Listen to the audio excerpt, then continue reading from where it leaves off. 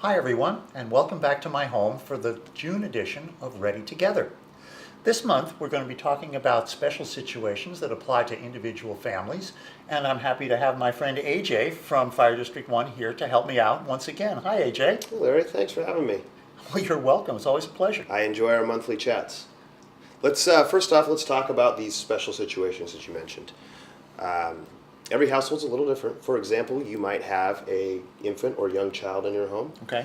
You might have someone in your house who has a specific medical condition and you need to have medications for them, a 14-day supply, right?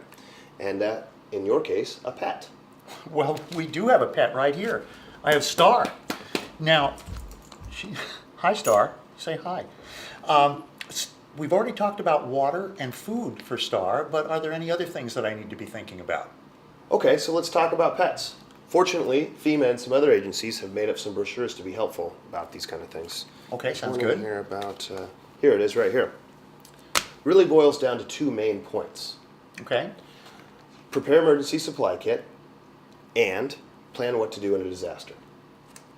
Okay, so you're saying then that I'll need to assemble kits that would have emergency supplies for the dog, and then I have to come up with a game plan for what to do with my friend Star here in case of an emergency. What do you think, Star?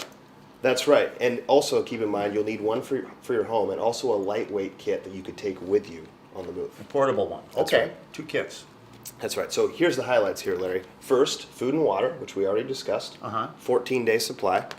Next, you'll need medicines and medical records for Star. Okay, that would be like vet records, right? That's right, yeah. Okay. A first aid kit, a collar with an ID tag, a harness, and a leash, crate or other pet carrier for Star, Okay.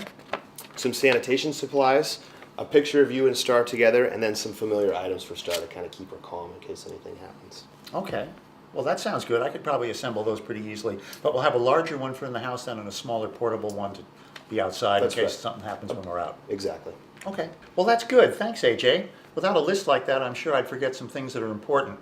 But now, could you get a little bit particular with me on the individual items that we need to think about to be prepared? No problem, Larry. There's 4 main tasks here. First is create a plan to get away. Make sure that you have a place where you and your dog can stay once you leave. Okay.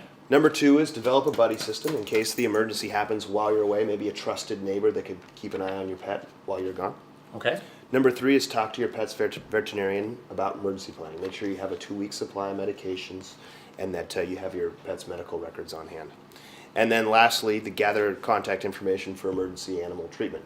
Contact the local humane society so that you know where to go in case there's an emergency with your pet. Sounds good. So here you go, Larry. Wow. Well, thank you. I'll keep this and use it. That's going to be a great reference tool. So thanks for AJ. I'm really grateful for this. I've clearly got some work to do with this, right? Well, you did ask for it. But before I do, how about a muffin? I'd love one. Okay. And thanks very much for joining us this month, and we'll look forward to seeing you again next month for another edition of Ready Together.